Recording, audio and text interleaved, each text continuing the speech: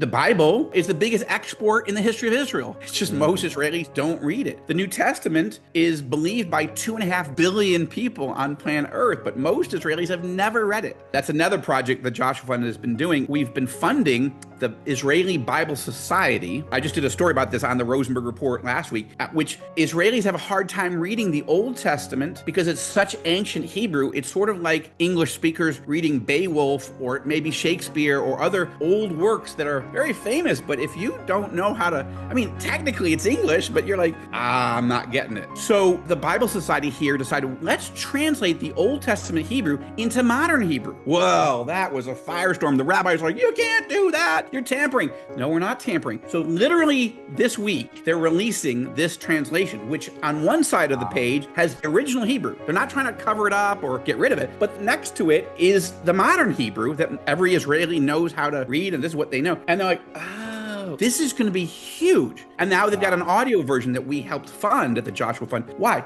Because faith comes by hearing, and hearing by the word of Christ, by the word of the Messiah. So if you have it in your language, the Bible, and you can't read it because it's some arcane ancient version, how is that helpful to your soul, your eternity? Or I don't even have time to read, but when I'm stuck in an Israeli traffic jam, could I just play this thing on my phone? Or when I'm jogging or going for a walk or walking the dog, could I just put my earbuds in and listen in a language I can understand? Remember the Protestant Reformation, this was a huge part. Like if you didn't speak Latin or you didn't read it or hear it well, the Bible meant nothing to you. But once the Bible got translated into local languages and printed in local languages, wow, you could really read it and make your own decisions for yourself. Who is God? How do I know him? How do I follow him? Is Jesus the Messiah? This is going to be radical. I couldn't be more excited. And this is one of the joys of being an investor, to literally, as well as spiritually and prayerfully, invest in the local believers to help them be a stronger, better, bolder, more effective witness for Jesus.